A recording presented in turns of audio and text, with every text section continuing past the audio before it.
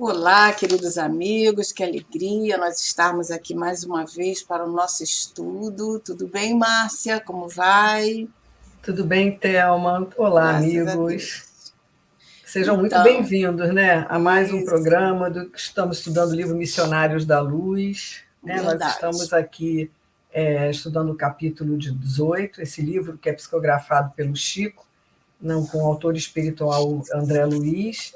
E nós estamos aí na terceira parte do capítulo 18. Estou lembrando aqui, Thelma, que eles foram atender 5 pessoas, né? Cinco encarnados no processo de obsessão, né? E aí eles estavam conversando com eles. E a gente estava aqui nesse momento, né, Thelma, olhando o que eles estavam conversando com os espíritos que eram os obsessores, né, antes de começar a reunião mediúnica, né? Isso mesmo. E aí desenvolve, né, todo esse diálogo ali entre aquele mais, digamos assim, mais cheio de ódio, né, de sentimentos negativos, que era aquele que estava obsediando aquela mulher, né? Não é isso? Isso, E ele aí era ele o que entra ela estava com um processo de isso, de possessão, né? possessão, né? E aí ele termina aqui dizendo que ele precisava ainda da dor, que ele não podia recordar, né, as suas questões, recordar o que estava ali causando talvez aquele todo aquele sentimento, porque ele não teria condições de relembrar, né? E Alexandre pede para ele um pouco, quer dizer, para ele não, ele fala com o André, né? Que ele ainda precisava um pouco de dor para Porque sentir a dor. isso, né? Na verdade, o que estava conversando com ele, né? Eu me esqueci agora o nome, eram alguns espíritos que podiam ser vistos pelos obsessores, mas não conseguiam ver, e conseguiam ver os mentores ali também, mas os obsessores não conseguiam ver nem Alexandre nem André Luiz, né? E ele, quando está conversando com o seu obsessor, ele fala, né? Mas será que a gente não pode fazer ele recordar para ver? Porque o caso é, ele era escravo, né? E a obsediada era a dona dos escravos. E ela vende a esposa e os filhos dele por mero prazer. Então, ele e outros escravos ali, que ela era dona, né, e estavam ali revoltados, e ele era que estava causando esse estado de possessão nessa senhora, né? Então, essa parte desse capítulo a gente terminou aí, né, Thelma? Porque esse que estava conversando com ele fala: a gente não pode fazer ele recordar que ninguém é vítima, né? Todo mundo Ele tem, fala, né? Não né? seria oportuno dilatar-lhe lembranças, não conseguiria Exatamente, compreender. exatamente. Antes de maior auxílio ao seu entendimento, é necessário que sofra. Então, nessa hora, o sofrimento ele tem um objetivo, né? Quer dizer, sempre o sofrimento tem um objetivo, que não é nos castigar, mas nos despertar, né?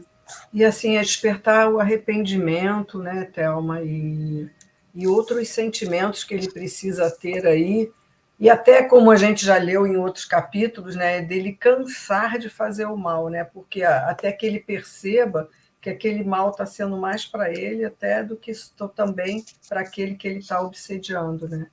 Uhum. Então, é preciso ele ter essa consciência. Mas aí é isso. Vamos então para a parte terceira do capítulo 18, que tem o título Obsessão, e a Thelma vai ler para a gente.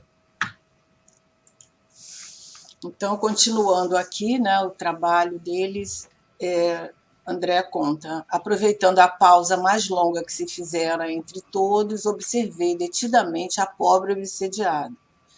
Cercada de entidades agressivas, seu corpo tornara-se como que a habitação do perseguidor mais cruel. Ele ocupava-se do organismo, desde o crânio até os pés, e justamente essa senhora, né, que está sendo nesse processo de possessão, impondo-lhe tremendas reações em todos os centros de energia celular. Fios tenuíssimos, mas vigorosos, uniam-nos ambos e ao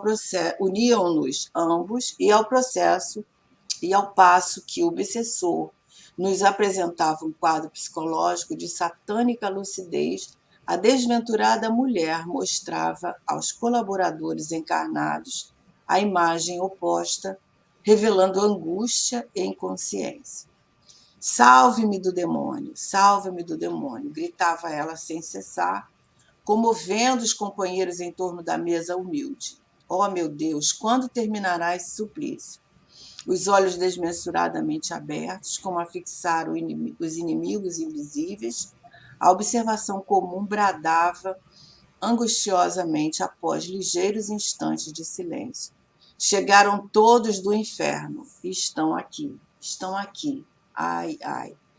Então você imagina o quadro, né, de dor, de situações, de pavor, né, até porque ela via e pensava que ninguém estava vendo ali, porque os encarnados realmente não podiam ver, mas a equipe espiritual acompanhava, né, toda esse desespero.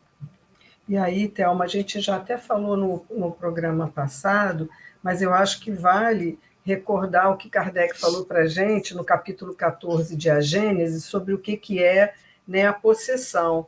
E que ele fala que, em vez do espírito agir externamente, né, o espírito atuante se substitui, por assim dizer, ao espírito encarnado. É como se ele tomasse o lugar do espírito encarnado. Então, ele toma-lhe o corpo para domicílio, sem que este, no entanto, seja abandonado pelo seu dono, pois que isso só se pode dar pela morte. Então, a possessão, consequentemente, é sempre temporária e intermitente, porque um espírito desencarnado não pode tomar definitivamente o lugar de um encarnado, né? Porque isso só acontece no momento da união do corpo com o espírito no nascimento, ali, na concepção, né? Então ele fala que é disso mesmo, né? Porque ele vai falar através do espírito, ele vai ter o corpo vai se mexer, braços, mãos, em função do que o espírito quer. E esse é o caso dessa senhora, né? E eles depois até vão contar mais ou menos a história dela. Então, o que a gente sabe que o porquê disso é porque ele foi um escravo e ela era uma senhora de escravos, e ele tem toda essa raiva aí, como nós já falamos, né? Que ela vendeu a mulher e os filhos dele, né? Isso mesmo. Seus gemidos semelhavam-se a longos silvos estortorosos. Atendendo minha expectação, esclareceu o instrutor. Esta jovem senhora apresenta doloroso caso de possessão desde a infância. Era perseguida pelos adversários tenazes de outro tempo. Na vida de solteira, porém, no ambiente de proteção dos pais, ela conseguiu, de algum modo, subtrair-se à integral influência dos inimigos persistentes, embora lhe sentisse a atuação de maneira menos perceptível. Sobrevindo, no entanto, às responsabilidades do matrimônio, em que, na maioria das vezes, a mulher recebe maior quinhão de sacrifícios, não pôde mais resistir. Logo após o nascimento do primeiro filhinho, caiu em prostração mais intensa, oferecendo oportunidade aos desalmados perseguidores, e desde então experimenta penosas provas. Esse caso, eu acho que é esse que ele começa a falar, né? Porque ela consegue, pelo que nós entendemos aqui, ela consegue subtrair essas influenciações até o período em que ela tem o seu filho, até porque a gente aprendeu lá no capítulo do Segismundo que, enquanto a mulher está grávida, ela tem toda uma proteção divina durante aquele período. Ela não é que ela seja especial, mas ela está ali com uma tarefa, uma missão, né? Então, ela é protegida. Logo após o nascimento do filho, ela cai numa prostração, o que me lembrou também os casos muito conhecidos nossos das depressões pós-parto, né?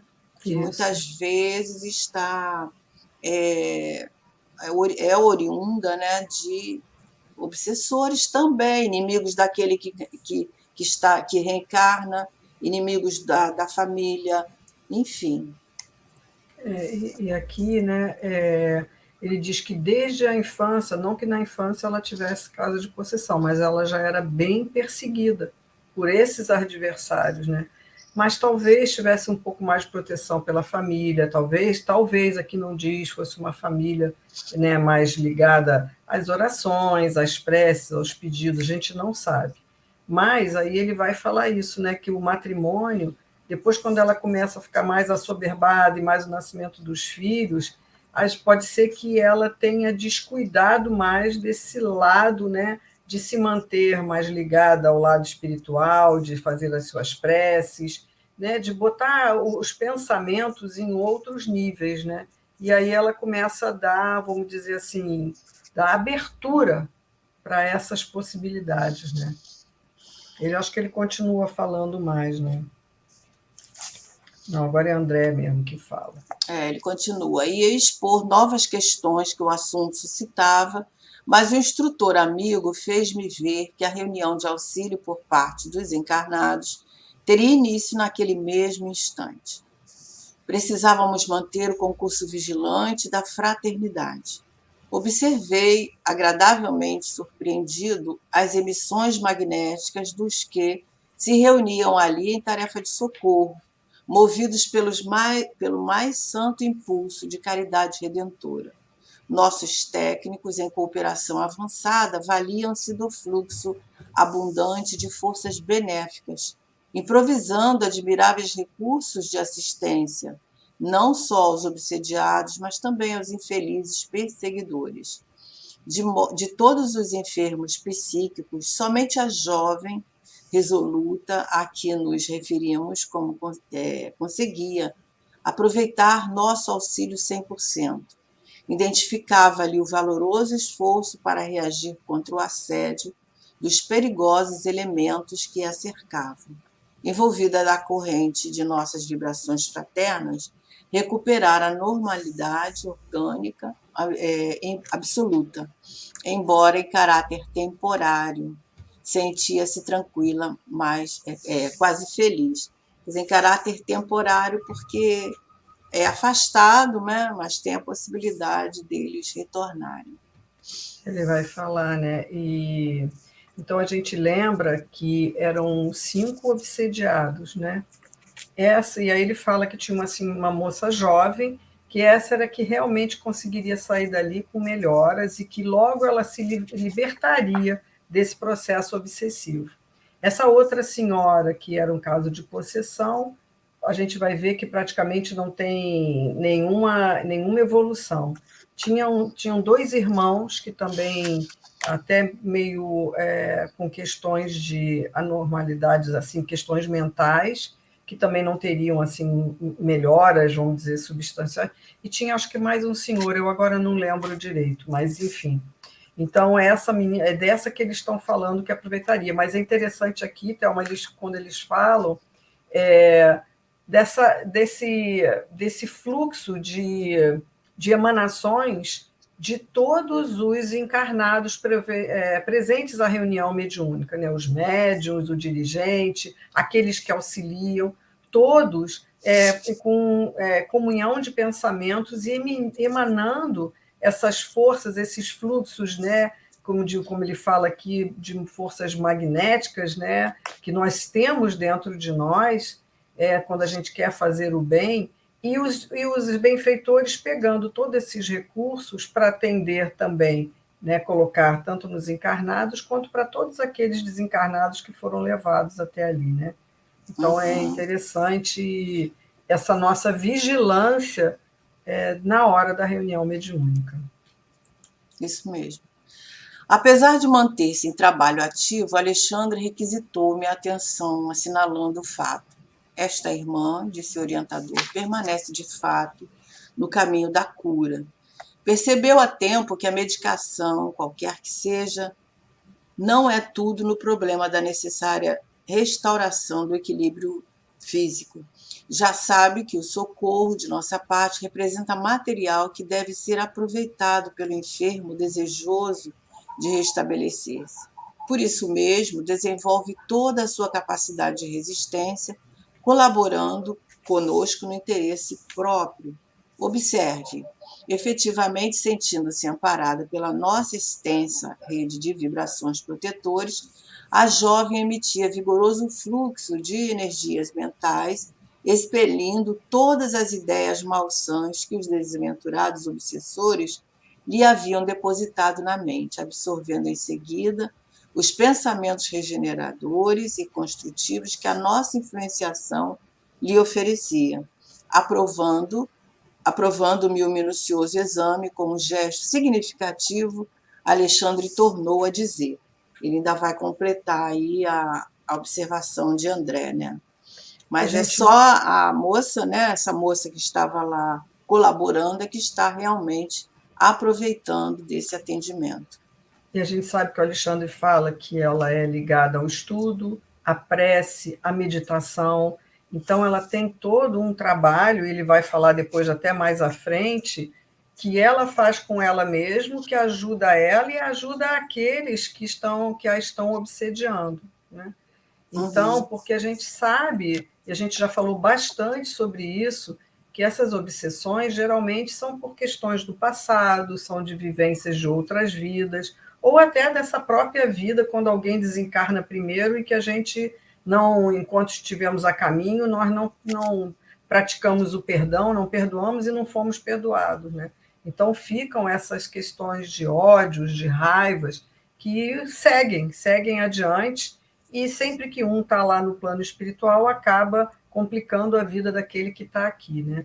Então, essa menina, essa moça que ele está falando, que é uma das únicas, que vai conseguir realmente sair de lá com um bom resultado, pelo esforço próprio. Aliás, Thelma, eu queria até. A gente lê mais para frente, ele vai voltar a falar nisso, tem uma fala de Kardec aqui sobre isso também. Ok. Apenas o doente convertido voluntariamente em médico de si mesmo atinge a cura positiva. No doloroso quadro das obsessões, o princípio é análogo. Se a vítima capitula sem condições ante o adversário, entrega-se totalmente, torna-se possesso, após transformar-se em autômato e à mercê do perseguidor. Se possui vontade frágil e indecisa, habitua-se com a persistente atuação dos verdugos e vicia-se no círculo de irregularidades, decorrigenda muito difícil, porquanto se converte aos poucos em polos de vigorosa atração mental aos próprios algozes. Em tais casos, nossas atividades de assistência estão quase circunscritas a meros trabalhos de socorro, objetivando resultados longínquos. Quando encontramos, porém, o enfermo interessado na própria cura, valendo-se de nossos recursos para aplicá-los à edificação interna, então podemos contar com triunfos imediatos, calando-se o instrutor prosseguir, observando os serviços que desenrolam no recinto. Essa questão da cura, ela é bem complexa, né? Porque no início logo foi falado através da questão de que os espíritos não fazem milagres, né? Então, nesse trabalho de obsessão, realmente é necessário a participação do, do obsediado, né? Que ele vai estar movido de vontade de se curar, né? Como ele fala aí. Porque, do contrário, ele se torna uma presa fácil, ele fica à mercê. Né? Exatamente. E aí, quando ele diz, né, apenas o doente convertido voluntariamente em médico de si mesmo atinge a cura positiva. Porque aqui a gente sabe que são os nossos parentes, nossos pais, os nossos esposos, esposas, filhos, que quando a gente está num processo desse, que querem que a gente fique bom, que melhore, que nos levam para, né, a um tratamento como esse. E é interessante que ele disse no outro que ela percebeu, que a gente esqueceu até de comentar, que não era só remédio, óbvio que a gente tem que ir na questão de, quando entra em depressão, em todas as questões, ir ao psiquiatra, ir ao terapeuta, fazer tudo aquilo que é necessário para que a gente melhore. Mas aqui ele diz, ele falou no slide passado, que ela percebe que não somente os remédios fariam com que ela ficasse boa, ela precisava do auxílio espiritual também, que aí faz com que ela também busque essa ajuda, tanto dentro da casa espírita, quanto ela com ela mesma, né? E Kardec, aqui nesse capítulo 14 de A Gênese, que a gente está lendo o item Obsessões e Possessões, no item 46, ele diz para a gente que se a gente precisa, para garantir que a gente não seja um obsediado, né, nós temos que fortalecer a alma, donde para o obsediado a necessidade de trabalhar por se melhorar a si próprio, o que as mais das vezes basta para livrá-lo do obsessor, sem o socorro de terceiros. Necessário se torna esse socorro quando a obsessão degenera em subjugação, que a gente e possessão, né, que a gente está vendo da outra senhora, porque nesse caso o paciente não raro perde a vontade e o livre-arbítrio, que a gente está vendo que aquela outra senhora ela já não decide por conta própria, né? Então aqui essa moça não, essa moça ela tem essa vontade e ela está aqui fortalecendo a alma dela em tudo que ela faz, tanto dentro da casa espírita quanto ela na casa dela, porque ele já falou sobre isso, né? Que ela tem as preces, o horário das meditações, os estudos, então é uma candidata a se libertar desse processo.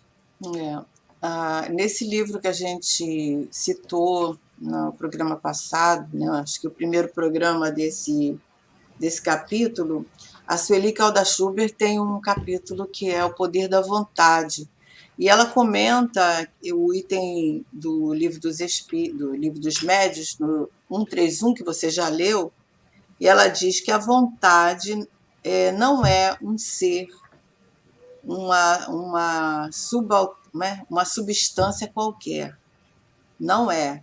É uma possibilidade, né? É uma propriedade, aliás, da matéria mais etérea que existe. Quer dizer, a vontade.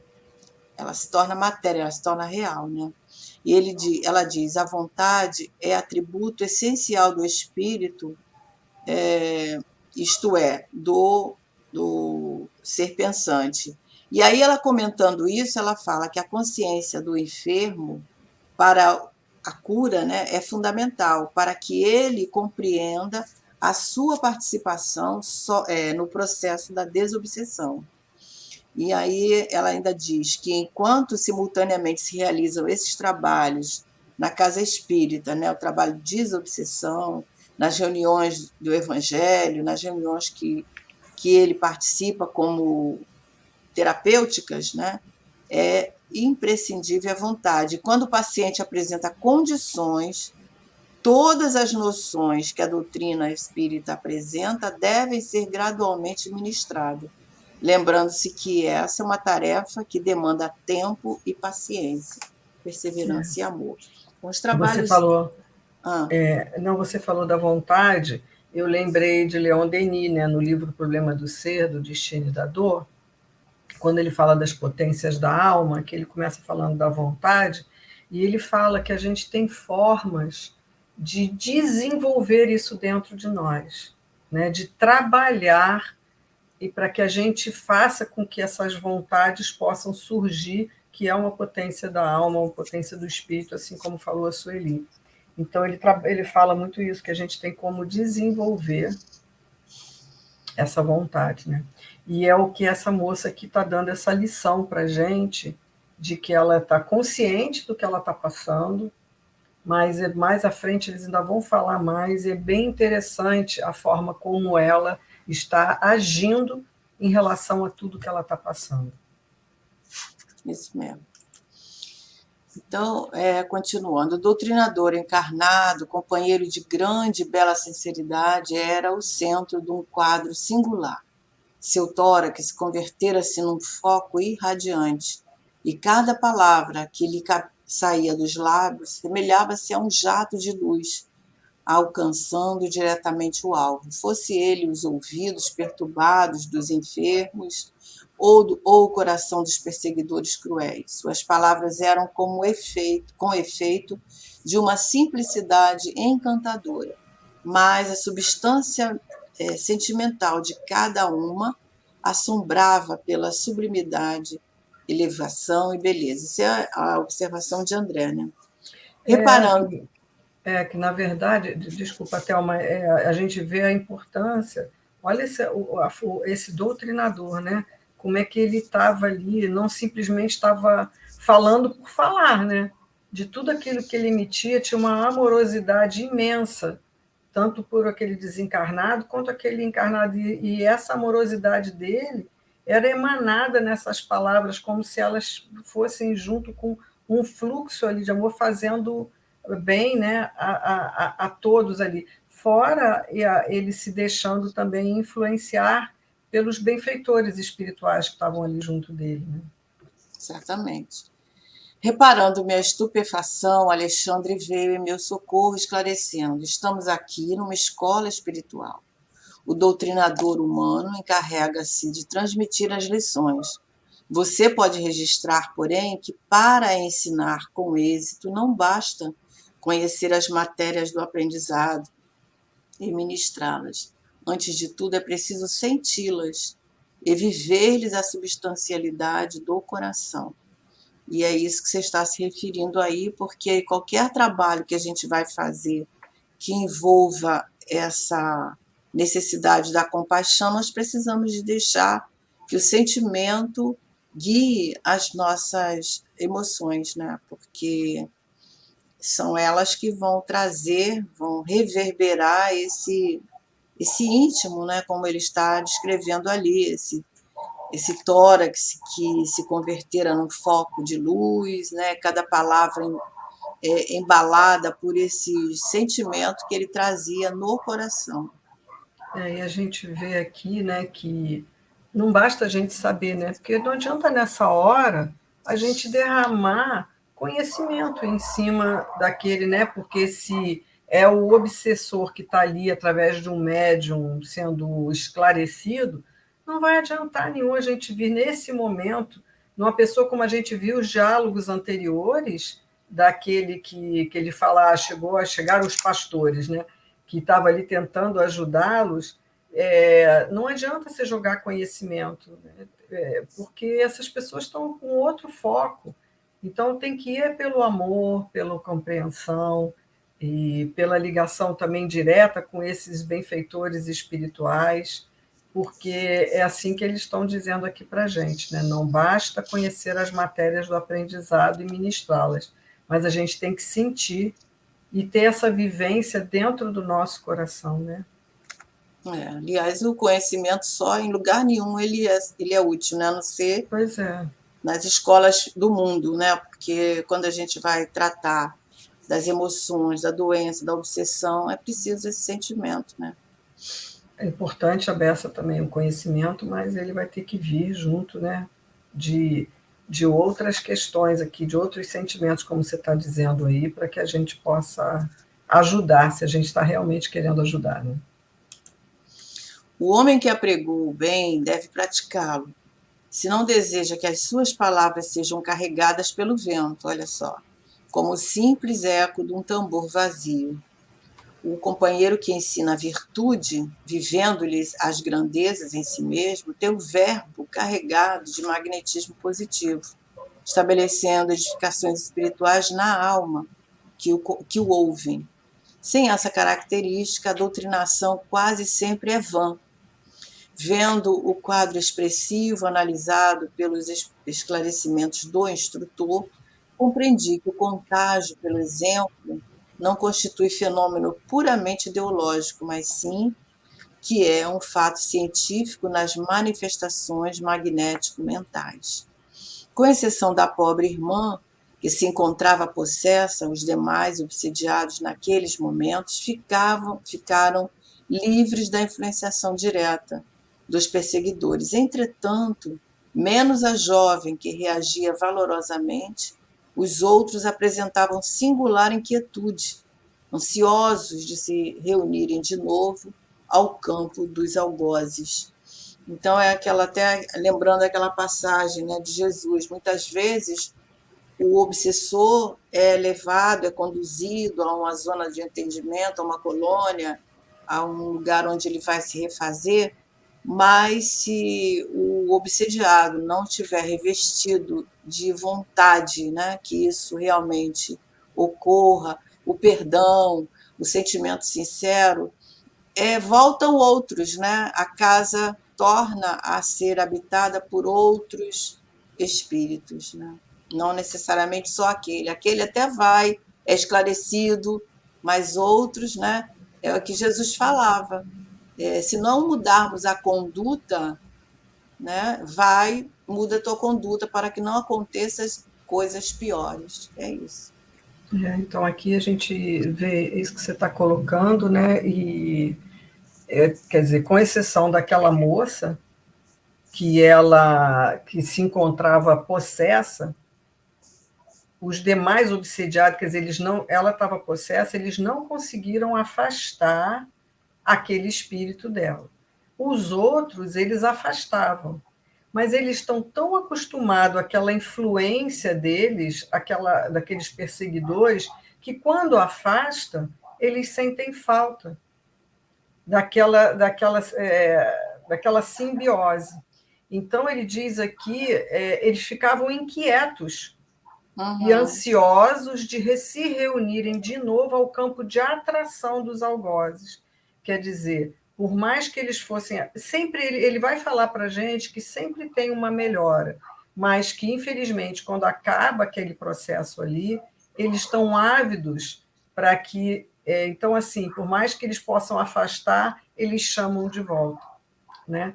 Então, a gente às vezes vê um relacionamento nosso aqui mesmo, aqui de encarnados, mesmo que às vezes a gente saiba que essa relação, seja a que for, ela é tóxica para ambos, mas a gente tem alguma coisa que a gente não consegue se libertar daquilo.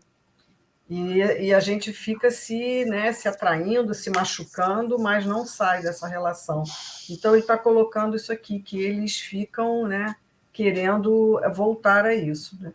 Então, e esse outro parágrafo aqui do meio me chamou bem a atenção, ele falando que, analisando os esclarecimentos do instrutor, André Luiz falando, né, ele compreende que o contágio pelo exemplo não constitui fenômeno puramente ideológico, mas sim que é um fato científico nas manifestações Comprovado isso. magnético-mentais. Quer dizer, o nosso exemplo de fala e de atitudes, e a gente faz isso, e isso dentro até das nossas casas, com os nossos filhos, que às vezes não adianta a gente ficar querendo educar pela fala, que o nosso Uhum. exemplo faz exatamente muito mais obras do que simplesmente a gente falar, né? Quando a gente exemplifica aquilo que a gente aprende, né?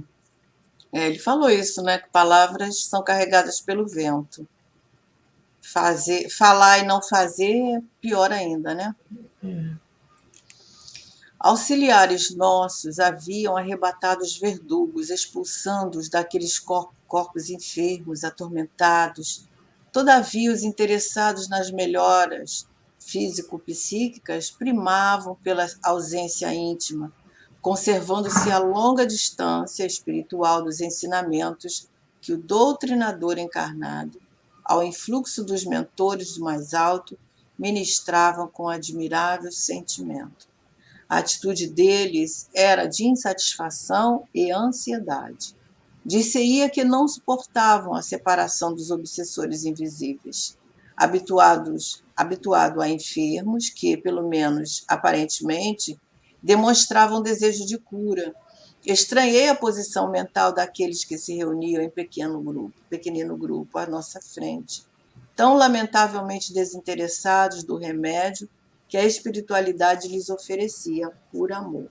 Alexandre percebeu minha surpresa e observou. Quer dizer, eles não estavam aproveitando nada aquele esclarecimento que os mentores estavam ali intuindo os doutrinadores, aqueles que estavam esclarecendo ali, eles não estavam aproveitando, né? Estavam longe, com o pensamento longe, quer dizer que não ia ter, por isso não ia surgir muito, né, efeito. E ele diz aqui, interessante, né? Habituado a enfermos que, pelo menos aparentemente, demonstravam desejo de cura, estranhei a posição deles, né? Porque eles estavam desinteressados daquele remédio. Estavam sendo levados ali pelos seus amores, mas, na verdade, não era bem aquilo que eles, pelo menos inconscientemente, eles estavam querendo, né? A cura, né? Nível de Ou, aliás, consciência, né? Porque pois no é, caso eles não ou estavam conscientemente, né? compreendendo, não estavam Exatamente. compreendendo como aquela moça. É por isso que Joana fala nível de consciência, por isso que aquela moça já está numa outra mentalidade, porque ela já compreendeu que aqui, ela ajudando, ela colaborando, ela, né, obtinha o resultado. Esses ainda não estão despertos, Não, então não ainda vão estão demorar um prontos pouco. ainda, né? Não. Ainda vão demorar. Em geral, 90%, olha o que ele está falando, dos casos de obsessão que se verificam na crosta constituem problemas dolorosos e intrincados. Quase sempre, o obsediado padece de lastimável cegueira com relação à própria enfermidade. E porque não atende ao chamado da verdade pela cristalização personalista, torna-se presa fácil e inconsciente, embora responsável de perigosos inimigos nas zonas de atividades grosseiras. Comumente verificam-se casos dessa natureza em vista das ligações vigorosas e profundas pela afetividade mal dirigida ou pelos detestáveis laços do ódio que, em todas as circunstâncias, é a confiança desequilibrada convertida em monstro. O orientador amigo fez longa pausa, verificando os trabalhos em curso, mas, como quem desejasse socorrer-me com lições inesquecíveis em frente da luta prática, prosseguiu, apesar das absorventes obrigações da hora. Quer dizer, ele estava fazendo tudo para o André entender realmente todo aquele mecanismo, né? Mas é uma situação muito séria, né? E é por isso que, por exemplo, eu associo muito esse tratamento, essa atuação dos espíritos na obsessão a um indivíduo, por exemplo, que é usuário de droga, né? Ele larga a droga ainda durante aquele período que a droga não está sendo absorvida, ele até concorda, ele até acha que vai mudar, mas de repente a vontade é tão grande, a dependência é tão grande que ele volta a usar a droga e a droga faz com que ele fique ali numa dependência, né, nessa muito complicada. Então é mais ou menos isso, porque se o obsediado não estiver entendendo aquele mecanismo, não, eu preciso mudar minha conduta, eu preciso me esforçar, eu preciso me dedicar, que é muito difícil, é muito É muito difícil. difícil. Ele não consegue. Então, às vezes, essas obsessões duram anos, a vida toda, durante a vida toda. Exatamente. E A é o vida é que encarnado, né? e é o que Alexandre está falando para a gente, né? Que, em geral, 90% dos casos de obsessão constituem problemas dolorosos e difíceis, intricados, quer dizer, complicados. E Uhum. aí ele fala que, olha, que quase sempre o obsidiado padece de lastimável cegueira com relação à própria enfermidade, ele não tem consciência. E ele fala aqui, né? E porque não atende ao chamamento da verdade pela cristalização personalista, torna-se presa fácil e inconsciente, mas não deixa de ser responsável, né? Que ele está colocando aqui, porque a gente se deixa levar por esses inimigos dessas zonas de atividades mais grosseiras que nós temos aí, né? Então É. ele fala dessa dificuldade e esse orar e orar, vigiar e orar é algo que não é tão simples assim para a gente, né? A gente ter o foco dos nossos pensamentos, dos nossos sentimentos, para que a gente não se conecte. O orar e vigiar é uma prevenção, Pois mas é, nesse caso exatamente. aqui, eles já não têm essa percepção, já não, eles não têm essa visão devido a essa falta de visibilidade mesmo, né? Então É, aquela pessoa, por exemplo, eu vou deixar de beber. E a primeira vez que passa na frente de um bar, ele é atraído. Então, É uma vontade que não está definida, né? Devido a essas ligações que ele fala aí, vigorosas e profundas pela afetividade mal dirigida. E vamos nós. Por esse motivo, André, ainda mesmo para o psiquiatra esclarecido à luz do espiritismo cristão, a maioria dos casos desta ordem é francamente desconcertante. Em virtude dos ascendentes sentimentais, cada problema exige solução diferente. Além disso, importa notar que os nossos companheiros encarnados observam tão somente uma face da questão. Cada caso, processo desse teor, quando cada processo desse teor se caracteriza por aspectos infinitos com vistas ao pretérito dos protagonistas encarnados e desencarnados. Diante do obsediado, fixa apenas um imperativo imediato, o afastamento do obsessor, que todos querem, né? Todos queremos. Mas, como rebentar de um instante para outro as algemas seculares forjadas nos compromissos recíprocos da vida em comum, né? Às vezes aquele processo já vem até de outra encarnação, aquele perseguidor, né? Como separar, como separar seres que se agarram um ao outro ansiosamente por compreenderem que na dor de semelhante união permanece o preço do resgate indispensável. Efetivamente, não faltam os casos raros, embora de libertação quase instantânea. Aí, porém, vemos o fim de laborioso processo redentor, ou então encontramos o doente que, de fato, faz violência a si mesmo a fim de abreviar a cura necessária. É um intrincado problema, né? Porque pode ocorrer essa cura instantânea, né? Se o doente tiver consciência, tiver uma força muito grande, pode ocorrer, né? Mas você vê que isso, se ocorrer, é porque quem tem mais condição aí da cura é o obsessor, né? É o obsediado, porque ele tem o livre-arbítrio, ele tem a vontade, ele tem o desejo e ele tem o pensamento, né? E aí ele Então, fala aí, né? Como é que a gente vai libertar um do outro dessas algemas que já estão ali há séculos, né? Então, às vezes, eles se agarram a um ao outro ansiosamente, porque que na dor dessa união permanece, quando ele está perguntando, né?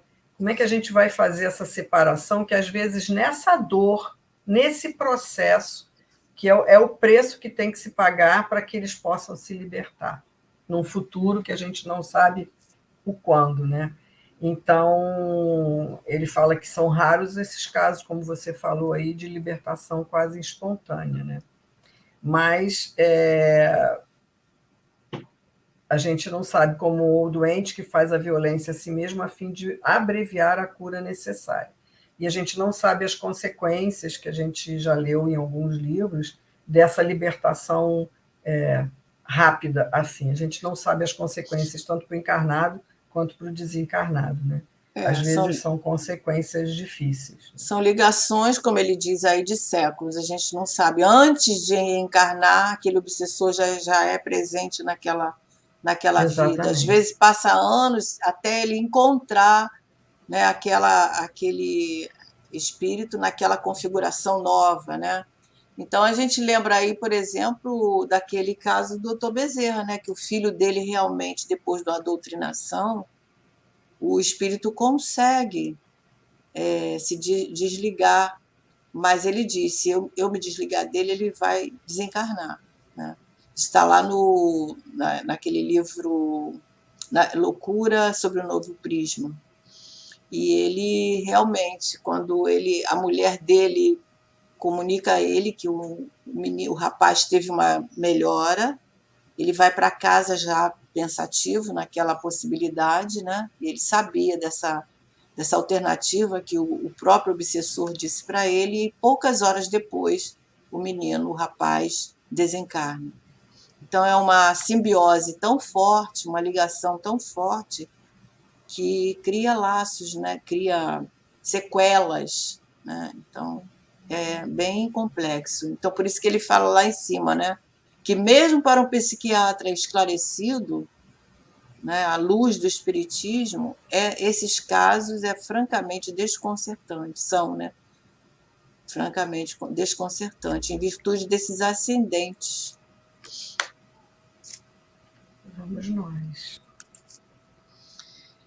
Examinando a extensão dos obstáculos ao restabelecimento completo dos enfermos psíquicos, considerei. Depreende-se então que Alexandre, porém, depreende-se então que Alexandre, porém, não me deixou terminar. Ele cortou aí, né, dizendo para ele: já sei o que vai dizer, verificando as dificuldades que relaciono para o seu aprendizado natural. Você pergunta se não será infrutífero o nosso trabalho, e se não será melhor entregar o obsediado à própria sorte.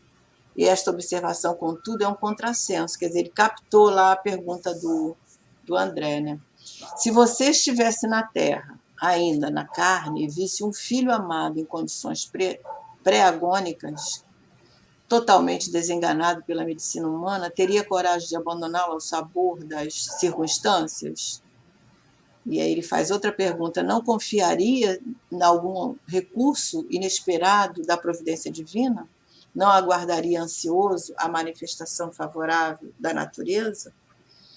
E aí isso é para nós, né? Que às vezes a gente pensa mesmo, né? Ah, então para que tratamento, né? Não Já é que não tem já cura, né? é Então não vai poder fazer nada, mas a gente tem que sempre tentar, né? Porque sempre tem recursos. É bom a gente até passar, que é o nosso próximo, é o último slide.